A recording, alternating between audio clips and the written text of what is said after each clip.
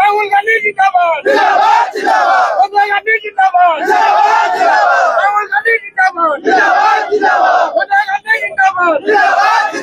Barack Obama जिंदाबाद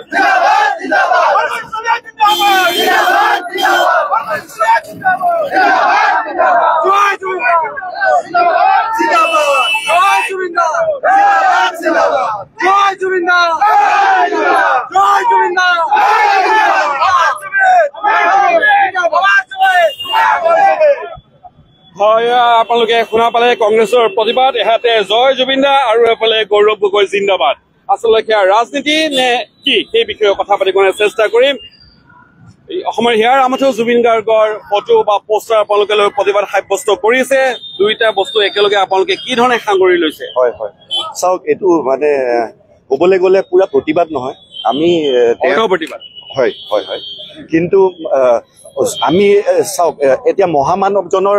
যিখিনি আদৰ্শ আছিলে সেইখিনি আমি ৰাজনীতি নকৰি আমি তেওঁক শ্ৰদ্ধা কৰি কেনেকৈ আগবাঢ়ি যাব পাৰোঁ তেওঁ এই দুৰ্ঘটনাৰ পিছত উল্লেখ কৰাৰ যিখিনি বিষয় আছিলে আমাৰ কাৰণে এইখিনি শিলৰ ৰেখা তো আৰু আপোনালোকে জানে তেওঁ ঢুকুৱা ক'ব নাপায় 4 দিনৰ পিছতে এই বিজেপিৰ চেষ্টাচাৰী চৰকাৰখনে 4 দিনৰ পিছতে দীঘলী পুখুৰীত গৈ পেলাই আকৌ গছ কাটিছে আৰু এতিয়া আমি শুনা পাইছো যে ৰিং ৰোড নিৰ্মাণ কৰোঁতে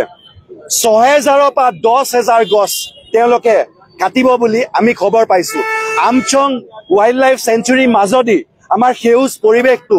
পুৰা নষ্ট কৰি নচাত কৰি তেওঁলোকে এটা ষড়যন্ত্ৰ কৰিছে আমি জুবিনদাৰ অনুৰাগী হৈ তেওঁৰ লগত ৰাজনীতি কৰিবলৈ অহা নাই কিন্তু তেওঁৰ অনুৰাগী হৈ পেলাই এই বিষয়খিনি আমি অসম চৰকাৰক সকীয়াই দিব খুজিছো যে আৰু গছ কাটা নহ'ব আৰু গুৱাহাটীত যদি আৰু এডালো গছ কাটা যায় প্ৰতিবাদ হ'ব তীব্ৰ প্ৰতিবাদ চৰকাৰে গছ কটা বন্ধ কৰিব লাগে কাৰণ জুবিন গাৰ্গে গছ কটাৰ বিৰোধিতা কৰিছিল ৰিং ৰোড নিৰ্মাণৰ বাবে চৰকাৰে যি গছ কাটিব যি ধাৰণা কৰা হৈছে তাত তেওঁলোকে বিৰোধিতা কৰিছে লগতে গুৱাহাটী উন্নয়নৰ নামত যিদৰে গছ কাটি তহিলং কৰা হৈছে তাৰ বিৰোধিতা কৰিছে আৰু সেই বিৰোধিতা কৰি তেওঁলোক এইদৰে ৰাজপথলৈ ওলাই আহিছে আৰু ৰাজপথলৈ ওলাই আহি তেওঁলোকে প্ৰতিবাদ সাব্যস্ত কৰিছে ৰাজীৱ ভৱনৰ সন্মুখৰ সেই প্ৰতিবাদী দৃশ্য আমি আপোনালোকক দেখুৱাইছো হাতে হাতে প্লেকাৰ্ড লৈছে জুবিন গাৰ্গৰ স্কেচ আঁকি লৈ তেওঁলোকে জাষ্টিছ ফৰ জুবিন গাৰ্গ তেওঁলোকে লিখি ৰাজপথলৈ ওলাই আহিছে আৰু